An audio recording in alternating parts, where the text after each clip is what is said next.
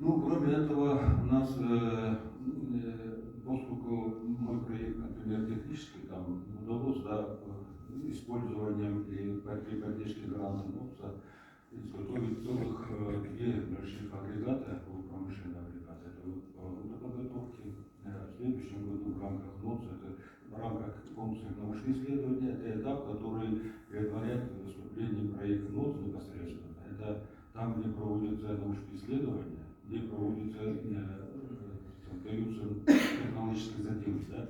И в этих рамках у нас получилось там достаточно серьезное изготовление оборудования. На следующий год компания «Лоруса» запланировано испытание новой дробилки производительности. Что это, в принципе, что это оборудование, которое, ну, так важно, да? Важно то, что, оказывается, то, что в свое время построено в алмазной, да, промышленности, 16 огромных фабрик, да, в принципе, да?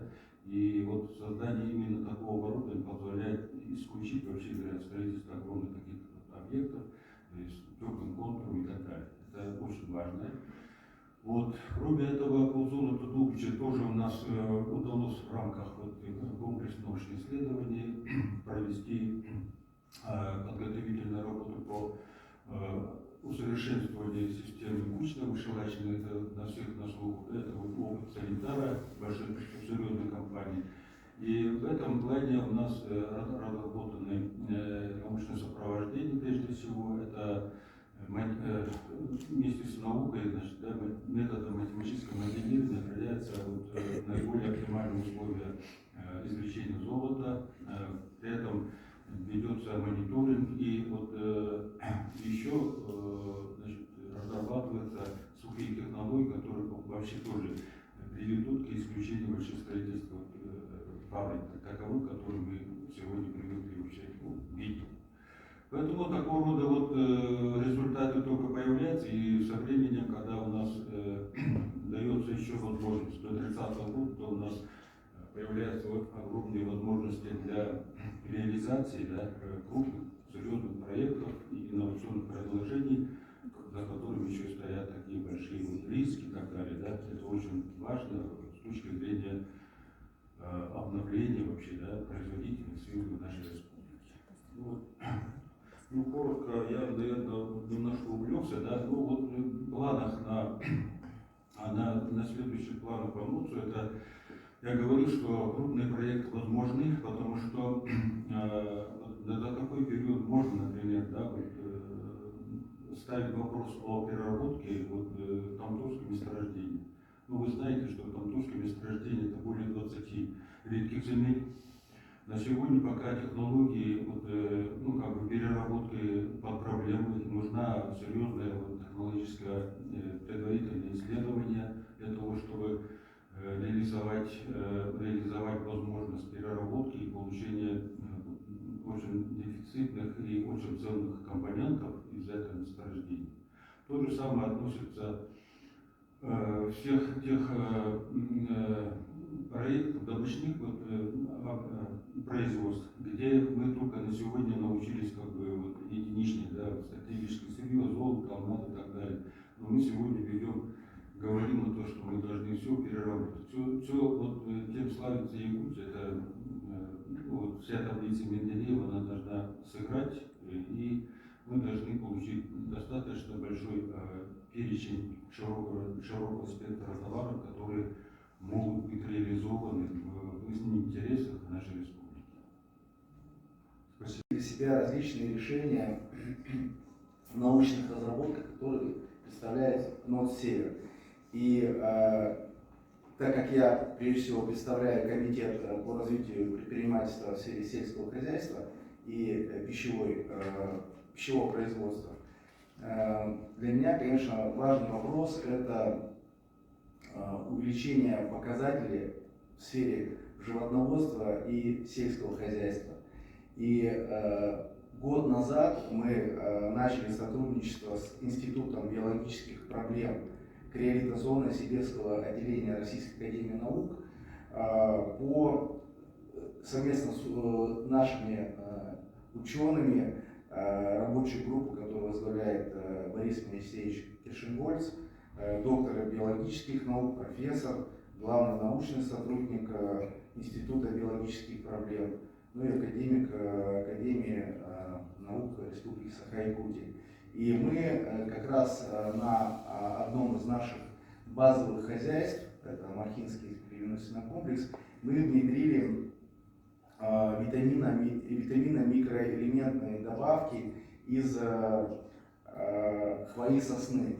И были удивлены результатом. На протяжении полугода мы проводили исследования и давали эти добавки поросятам надъемышам и получили очень интересный эффект. Дело в том, что повысили иммунитет у животных, они были менее более стрессоустойчивые, да, и это дало очень хороший рост и привес, что было важно для развития данной отрасли. Линейку данной косметики уже вызывает большой интерес у жителей республики, жителей западной части России. И очень надеюсь, что мы сможем уже презентовать данную линейку во время выставки России. Сходились в формате нашего межрегионального научно-образовательного центра. Ну, разработок, как я уже говорил, более сотни, но давайте, если по каждому кластеру остановиться и посмотреть, что у нас получается, то комплексное энергообеспечение, новый энергоноситель, водородная энергетика. Здесь создается водородный кластер непосредственно в Сахалинской области. На текущий момент к 2024 году будет создан инжиниринговый центр. И на текущий момент мы создали, ну, если хотите, такой шоурум, в рамках которого представлены все технологии, имеющиеся на текущий момент в части получения водорода, транспортировки его, а это летучий газ, и это действительно наукоемкая такая задача для того, чтобы его транспортировать и довести с точки А в точку Б, чтобы он остался в той же концентрации. Все, что касается его получения, применения, получения, это либо электролиз, либо пиролиз. Ну, здесь не буду уходить в конкретные детали. И, соответственно, это наиболее интересный продукт с точки зрения сотрудничества с индустриальными партнерами.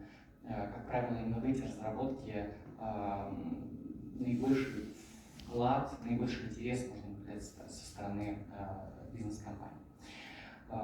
Третье направление – это эксплуатация зданий и сооружений. Здесь, наверное, остановлюсь на двух таких ярких моментах. Это резинотехнические изделия, которые разрабатывают в Северо-Восточном федеральном университете. Кстати, да, нефтесорбенты – это Институт проблем нефти и газа. Если мы говорим про водород, это САГУ, Сахалинский государственный университет. Третье направление – это СУФУ, резинотехнические изделия, которые выдерживают температуры от минус 60 до плюс 200.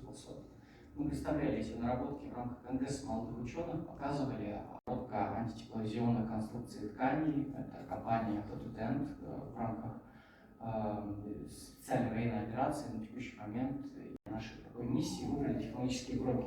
Когда ты берешь технологию и доводишь от идеи до непосредственного внедрения. Вот здесь, с точки зрения тиражирования, с точки зрения расширения производства, была создана проектная компания, которая называется Севертенд. И в ближайшее время мы рассчитываем, что таких проектных компаний станет больше, которая с учетом использования ресурсов уже Москвы, а межрегиональный проектный офис находится как раз именно в Москве, потому что индустриальных партнеров там просто больше, и доступ к ним намного больше, и задач больше мы можем решать технологических.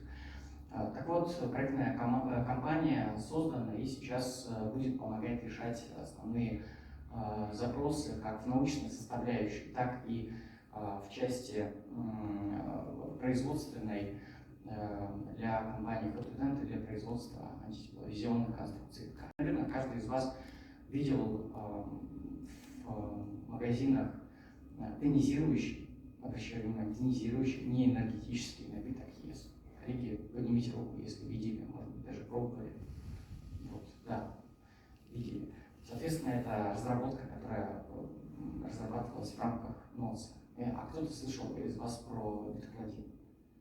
Тоже Институт биологических проблем и элитозоны. Кто-то слышал про хлеб с бетулином, да, наверное. Это все наработки НОЦ. Просто нам на текущий момент времени, почему мы собрали эту пресс-конференцию, у нас разрабатывается огромное количество тех технологий, которые реально меняют жизнь к лучшему и реально могут пригодиться людям. Просто мы о них сейчас почему-то мало говорили. И мы открыты, мы готовы рассказывать о этих технологиях, максимально делиться информацией о них и рассказывать, мы не боимся рассказывать о наших планах, которые в том числе будут ложиться в основу новой программы. А там, поверьте мне, очень такие, может быть, где-то фантазийные, где-то космические проекты. Михаил Петрович Неустроев, который разрабатывал эту вакцину и тоже самонес лошадей. И тоже здесь перспектива огромная, потому что на текущий момент развивается, прорабатывается возможность в том числе и экспорта.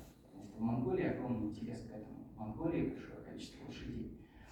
Если говорить о пятом кластере социальная устойчивость на северо-востоке страны, ну, это машинный фонд языков.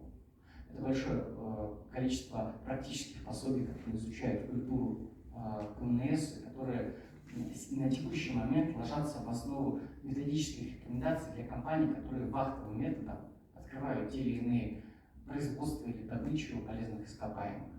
Все это, безусловно, актуально и на текущий момент внедряется. Но все мы должны понимать, что сейчас я говорю о более-менее готовых технологиях. Да, то, что уже дошло к уровню технологической готовности 9. Мы придерживаемся методологии, которую нам дал Минпромторг России. Есть первый, это идея, 9, это уже внедренная, соответственно, технология. И наша задача довести с 1 до 9 уровня. Этого процесса.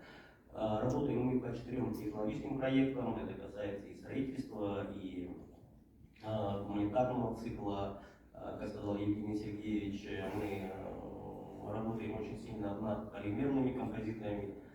Здесь можно сказать, что мы являемся лидерами не только в межрегиональном научно-образовательном центре, но вообще как бы лидерами в стране по этому направлению. Очень сильно у нас представлен, и, наверное, мы являемся лидерами по медицинскому исследованию. У нас внедрены достаточно много разработок, так называемый реальный сектор экономики, если это можно относиться к структурам здравоохранения. У нас есть и ДНК-диагностика, у нас есть диагностика, которая внедрена в практику вообще на уровне республики по определению COVID-19. И я не помню, в одной из кавказских республик и в московских клиниках внедрены наши разработки по стоматологии.